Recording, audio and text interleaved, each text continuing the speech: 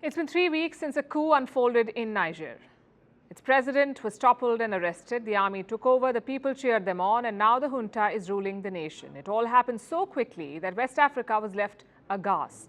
But now they want to swoop in to save the day, aka reverse the coup. On Thursday, West African army chiefs met in Ghana. They discussed a possible military intervention in Niger. They say they prefer diplomacy, but if all else fails, they're ready to intervene militarily. Let no one be in doubt that if everything else fails, the valiant forces of West Africa, both the military and the civilian components, are ready to answer to the call of duty. By all means available, constitutional order will be restored in the country. And this meeting today bears testimony to that. Basically, the West African Bloc is ready for war. It is also known as ECOWAS, Economic Community of West African States, ECOWAS. The ECOWAS has sent troops in multiple nations before, so this will not be their first time. But this time, they are a little wary. There are a few reasons for that. The first is mobilizing the force. It has been done in the past, but there is no clear parameter yet. Gathering an army depends on the will of the members. The ECOWAS is 15 members. 3 of them have been suspended. The remaining 12 are willing to send troops. But they face some opposition at home, which brings us to the second problem, the second challenge, the number of troops. Any operation this big will need a lot of troops. It will also take weeks to pull together. But most ECOWAS members are under-equipped. They're also impatient. Plus, they don't want to get caught in a drawn-out conflict. The third problem is Niger's coup leader, General Abdurrahmane Tiani. He has worked for the ECOWAS before. Tiani served as a battalion commander for ECOWAS peacekeepers, so he knows what an ECOWAS military intervention would look like. Chances are he will be prepared for it. And challenge number 4, this could destabilize the region.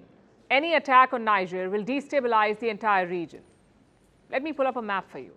The area highlighted is the Sahel region. It stretches from Senegal on the Atlantic coast to Eritrea on the Red Sea coast. Niger is located here. Now, the Sahel is not a very stable region to begin with. There are famines, terrorism, rebellions, and human trafficking. Plus, there's drugs and arms trade. So if a war breaks out, all hell breaks loose. There will be civilian casualties, hundreds of them. People will escape to the bordering states. There will be a huge influx of refugees and terror groups will take advantage, so terrorism will grow in the region. In short, the Sahel region will become more unstable. And this will spill over to the rest of Africa, so military intervention can have stark consequences. What are the other options? Well, the first one is a special forces operation. Basically, they won't send a full-fledged army, but a smaller force. They could also ask the US and French forces in Niger to help. Another option is aiding a counter-coup. Mohamed Bazoum won the 2021 election with 56% of the vote, so he may have some support left. Plus, there are divisions in the military too. They may not all be united behind the coup. Regional powers could exploit that. If nothing works, there's always sanctions. ECOWAS has taken a strong stance against Niger. They can still continue with the sanctions and call for a return to civilian rule. The junta says it is willing to discuss that, but they haven't mentioned any time frame. So the big question now is, what will ECOWAS do? Will they go to war or will they talk to the junta? You will put in place a plan to ensure that the standby force is activated and that democracy will be restored in Niger. If presidential guards in Guinea and Niger, I'll use the word, take hostage their president, nobody, and let me repeat, nobody in West Africa is safe. When the coup happened, ECOWAS had set a deadline for the junta, surrender or we will make you. That deadline is long past. Now, if they do not go in, it will hurt their credibility.